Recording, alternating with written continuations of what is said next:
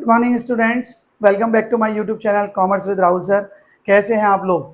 I hope आप लोग अपना बेस्ट दे रहे होंगे, आपको अच्छे से पढ़ाई कर रहे होंगे। चलिए आज हम बात करते हैं बहुत ही इंपॉर्टेंट टॉपिक के बारे में, जिसका नाम है कैरेक्टरिस्टिक्स ऑफ अकाउंटिंग। यानी कि आज इसको आप कैरेक्टरिस्टिक्स भी बोल सकते हैं बेटा जी, एट्रीब्यूट्स ऑफ अकाउंटिंग भी बोल सकते हैं और एलिमेंट्स ऑफ अकाउंटिंग भी बोल सकते हैं। जो यूपी बोर्ड के बच्चे हैं, जो हिंदी मीडियम के बच्चे हैं, वो बोलेंगे अकाउंट्स के लक्षण या अकाउंट की विशेषताएं या अकाउंट्स के तत्व। तो बहुत ही इंपॉर्टेंट टॉपिक है, आप सबके ये बेसिक्स में काम आएगा। Look at the white board. Accounts के जो कैरेक्टरिस्टिक्स हैं वो 7 हैं, जो बेसिकली मोस्ट इंपॉर्टेंट है। फर्स्ट है accounting is an art and science both, कि अकाउंटिंग जो है साइंस भी है और आर्ट भी है। साइंस क्यों है, आर्ट क्यों है, ये समझते हैं। Art, accounting is an art है। आर्ट क्यों है बेटा जी? Which is based on technique, क्योंकि अकाउंट जो है अपनी एक टेक्निक पे बेस्ड है। अकाउंटिंग करने के लिए, जो ट्रांजैक्शन करने के लिए हम एक special type of method, double entry system को यूज़ करते हैं। अकाउंट्स की अपने कुछ टेक्निक्स होती हैं जिनको हम फॉलो करते हैं, इसलिए अकाउंट क्या है बेटा? एक आर्ट है। और अकाउंट साइंस क्यों है? क्योंकि it is based on certain principles and accounting standard. ये अकाउंट जो है सर्टेन प्रिंसिपल्स पे डिपेंड करती है। कुछ अकाउंटिंग स्टैंडर्ड्स हैं जिन पर हमारी अकाउंट डिपेंड करती है। जैसे अकाउंटिंग स्टैंडर्ड 26 इंटेंजिबल एसेट्स के बारे में है। अकाउंटिंग स्टैंडर्ड 3 कैश फ्लो से रिलेटेड है, जो कि आपके 12th में और फर्स्ट ईयर में बेसिक थ्योरी में आने वाला है। We will discuss it in the next, हम नेक्स्ट वीडियो में इसको डिस्कस करेंगे बेटा जी। चलिए सेकंड जो हमारी कैरेक्टरिस्टिक्स है अकाउंटिंग की, वो है फाइनेंशियल नेचर।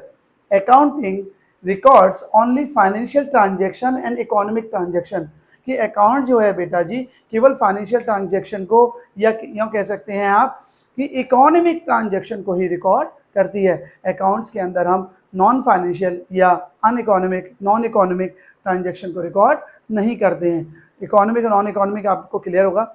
जिन ट्रांजैक्शन जो मनी से रिलेटेड होती है, जिसमें मनी आता है या जाता है, वो इकोनॉमिक है। और नॉन इकोनॉमिक ट्रांजैक्शन वो होते हैं जिसमें पैसे का कोई लेन देन नहीं होता।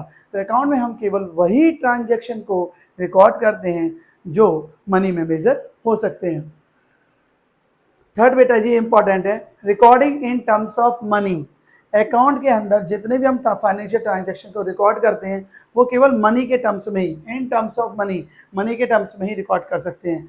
Financial transaction are recorded in terms of money only, यानी कि all those transaction which can not be measure into money can not be recorded. कहने का मतलब है, अब मान लीजिए बेटा जी आपकी बिजनेस ऑर्गेनाइजेशन में वर्कर्स ने स्ट्राइक कर दिए। अब स्ट्राइक कर दिए तो आपको नुकसान तो होगा, प्रोडक्शन रुक जाएगा, लेकिन आप उसकी एंट्री नहीं कर सकते। बताइए क्यों? क्योंकि आप उसे मनी में मेजर ही नहीं कर सकते हैं।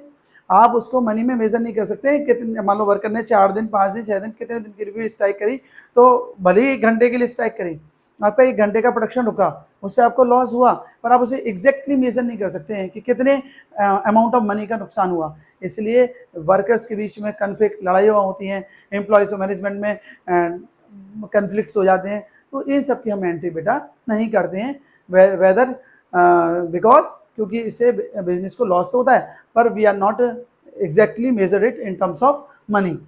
और द थर्ड जो कैरेक्टरिस्टिक्स है अकाउंटिंग का बेटा, recording in terms of money, कि हम मनी में ही रिकॉर्ड कर सकते हैं। अब हम आते हैं फोर्थ जो कैरेक्टरिस्टिक्स है, क्लासिफिकेशन ऑफ फाइनेंशियल ट्रांजैक्शन। जितने भी हमने ट्रांजैक्शन, जो फाइनेंशियल ट्रांजैक्शन है जिनको हम मनी टर्म्स में रिकॉर्ड करते हैं, रिकॉर्डिंग के बाद बेटा जी फोर्थ जो कैरेक्टरिस्टिक्स है वो है classification. Classification of financial transaction का मतलब क्या है? Transaction which are of same type nature. ये बहुत इंपॉर्टेंट है, क्लासिफिकेशन का अंदर ध्यान रखिएगा बेटा जी। क्लासिफिकेशन में ये बहुत इंपॉर्टेंट है, transaction which are of same nature, जो एक ही नेचर के होते हैं। जैसे परचेज, आपने कैश परचेज भी करा होगा, डिफरेंट मंथली, जैसे आप लेज़र बनाते हैं तो आप है ना मंथली, जैसे 1 तारीख को आपने राम को माल बेचा, 2 तारीख को आपने मोहन को माल बेचा, 3 तारीख को आपने हरिओम को माल बेचा, मतलब आप डिफरेंट डेट पे अलग अलग पर्सन्स को है ना माल बेचेंगे। तो वो सारे जितने भी आप माल बेच रहे हैं उन सबको आप कहाँ लिखेंगे? सेल्स अकाउंट में लिखेंगे। जितना भी आप माल खरीद के लेके आ रहे हैं, राम श्याम मोहन सीता गीता, किसी से भी, उन सबको आप परचेज अकाउंट्स में लिखेंगे। कैश से रिलेटेड जितने भी ट्रांजैक्शन होंगे बेटा ये आप उसे कैश अकाउंट में लिखेंगे। तो कहने का मतलब यह है बेटा जी कि transaction which are of same nature are recorded at one place in T shape account. एक टी शेप अकाउंट बनेगा, डेट पर्टिकुलर अमाउंट के हिसाब से, और उसमें हम उनको रिकॉर्ड करेंगे। ठीक है बेटा जी। फिफ्थ जो कैरेक्टरिस्टिक्स है वो है समराइजिंग द क्लासिफाइड डाटा। अब आपने पहले डाटा को रिकॉर्ड किया मनी टर्म्स में फाइनेंशियल नेचर के, उसके बाद आपने क्लासीफाई करेंगे, ठीक है, और उसके बाद क्या होता है अकाउंट का जो फीचर्स है summarising the classified data. Accounting जो है क्लासिफाइड डाटा को क्या करती है, समराइज्ड करती है। Classified data is summarised in such a manner that it can be understood easily by the users. Accounting जो समराइज करती है क्लासिफाइड डाटा को इस तरीके से कि वो किसी की भी समझ में, मतलब जो यूजर्स हैं, internal users, external users, internal users तो आप जानते ही हैं बेटा जी। इंटरनल यूजर्स के अंदर आपके आ जाते हैं एम्प्लॉयज, मैनेजमेंट, ओनर्स, और एक्सटर्नल यूजर्स में आपके आते हैं सप्लायर, क्रेडिटर्स जिनको हम बोलते हैं, और गवर्नमेंट है, कस्टमर्स हैं। तो जो इंटरनल और एक्सटर्नल यूजर्स होते हैं उनके लिए हम डाटा को जो क्लासिफाइड डाटा है उसे हम इस तरीके से समराइज्ड करते हैं कि वो इजीली अंडरस्टूड हो जाए सारे यूजर्स को। And the six important characteristics, जो विशेषता है आपकी 6 नंबर पे, वो है एनालाइजिंग एंड इंटरप्रिटेशन। कि अकाउंटिंग जो है एनालाइज करती है, इंटरप्रेट करती है अकाउंटिंग डाटा को। Accounting data are explained, interpretation का मतलब क्या होता है बेटा, explain, so that accounting data are explained so that owner, management, etc. have full information about business, that is profitability and financial position of business। कि business की financial position, business की profitability के बारे में सबको नॉलेज बहुत ही clearly तरीके से हो जाए। तो अकाउंटिंग के अंदर जो 6 कैरेक्टरिस्टिक्स है कि अकाउंटिंग एनालाइज करती है, इंटरप्रेट यानी कि एक्सप्लेन करती है सारे डाटा को, ताकि जो मैनेजमेंट की बहुत ही अच्छे से क्लियरली अंडरस्टूड हो जाए, ताकि उन्हें बिजनेस की प्रॉफिटेबिलिटी और फाइनेंशियल पोजीशन के बारे में पता लग सके। एंड द थर्ड पॉइंट है कम्युनिकेटिंग, यानी कि कम्युनिकेशन करना। कि अकाउंटिंग जो है इंक्लूड्स करती है communication of financial data so that interested user can take the right decision.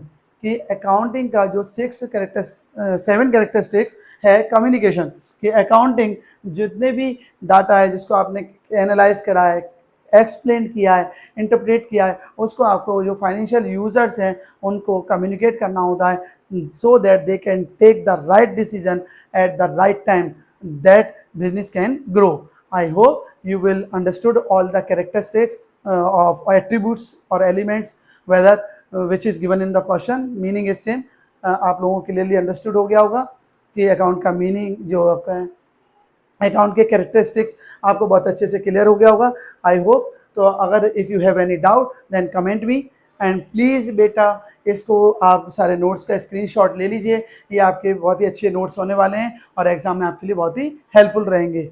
तो नोट कर लीजिए, स्क्रीनशॉट ले लीजिए बेटा ये आपका। Thank you.